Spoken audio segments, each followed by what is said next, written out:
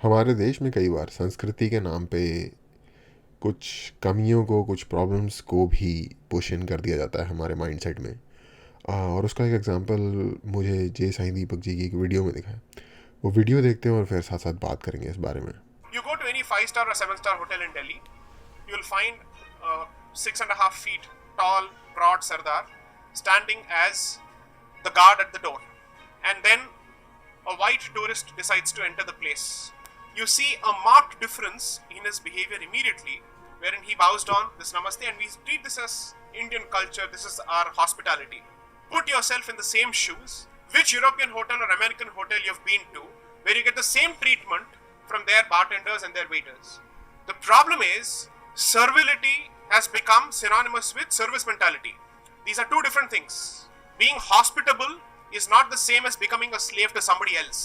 But unfortunately, if you're repeatedly told that for generations together, you have been slaves, you will continue to be slaves, your entire value system is a bunch of humbug and a load of superstition, you're bound to think of yourself as people who deserve to be treated like slaves. You go to any fight. Okay, servility does not mean service mentality या फिर service. Basically ये इनका, अगर आप crux देखो इस चीज़ का तो ये है। और ये पोषण कर दिया जाता है हमारे माइंड में कि भाई हम तो बहुत हम्बल हैं, क्योंकि हमारा जो और ये जो बिल्कुल ही हम बेचे जाते हैं किसी के आगे, ये हमारे उससे आता है अतिथि देवो भव का ये जो माइंड सेट है।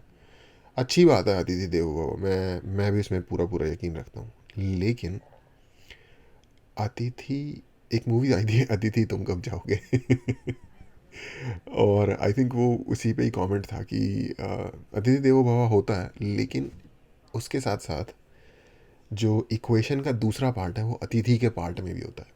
उसको भी अपनी जो रिस्पेक्ट है वो उसी तरीके से मेंटेन करनी होती है। ठीक है, अतिथि देवो भव का ये मतलब नहीं है कि वो सही में ही भगवान है। उसकी रिस्पेक्ट इस तरीके से होनी चाहिए कि वो जैसे बहुत ही रिस्पेक्टफुल कोई चीज़ है, उसकी डिसरिस्पेक्ट नहीं होनी चाहिए। लेकिन ये नहीं कि आप उसके नीचे बिछ जाओ। ठीक है, मॉडर्न टाइम्स में एक ये भी प्रॉब्लम है कि जब अपनी इतनी हम्बल एटीट्यूड आप किसी ऐसी दूसरी सिविलाइजेशंस के प्रति दिखाते हो, तो वो उसको उस पैराडाइम के अंदर नहीं देख पाते जैसे कि उसे आपने इन्विजन किया होता है। उनको लगता है कि भाई ये तो लोग ही बड़े क्या कहते हैं, जैसे वैल्यूलेस है इनकी, ये हमारे आगे कुछ ज़्यादा ही बिछ रहे हैं, तो वो भी उसका फ़ायदा उठाने लग जाते हैं कहीं ना कहीं।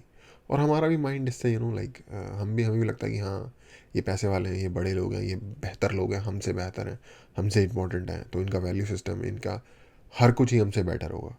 ठीक है, और कुछ ना कुछ दुनिया की जो इकोनॉमिक सिचुएशन है वो भी इसी तरीके से है।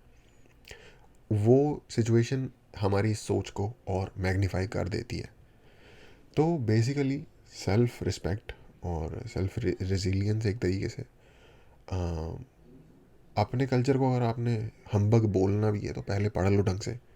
क्या पता आपका जो ये सोच है आपकी, ये ठीक ही हो जाए अगर आप उसे पढ़ लो तो आपको रियलाइज़ हो कि नहीं, एक्चुअली मैं ब्रेन वॉश हूँ, और ये जो मैं इसके बारे में नेगेटिव, अपने खुद के कल्चर के बारे में नेगेटिव चीज़ें सोच रहा हूँ, ये एक तरीके की ग्रूमिंग का नतीजा है। जिस तरीके की एजुकेशन सिस्टम हम पे इन्फोर्स कर दिया गया है, या माइंड सेट हम पे इन्फोर्स कर दिया गया है, जिस तरीके से कि हम ये सोचते हैं कि जिसको इंग्लिश बोलने ढंग से आती है वो ऑटोमेटिकली कोई स्कॉलर है। तो ये माइंडसेट कहीं ना कहीं हमें क्या पता रियलाइज़ हो कि ये माइंडसेट ही गलत है। ये हमारे कल्चर की प्रॉब्लम नहीं है, ये जो हमारे ऊपर माइंडसेट बना दिया गया है इसमें प्रॉब्लम है। तो एनीवे, अगर आपको यहाँ होने वाली बातों में इंटरेस्ट है और आपको पर्सपेक्टिव में कुछ आपके ऐड होता है तो कंसीडर करो सब्सक्राइब करना और लाइक करना। Thank you.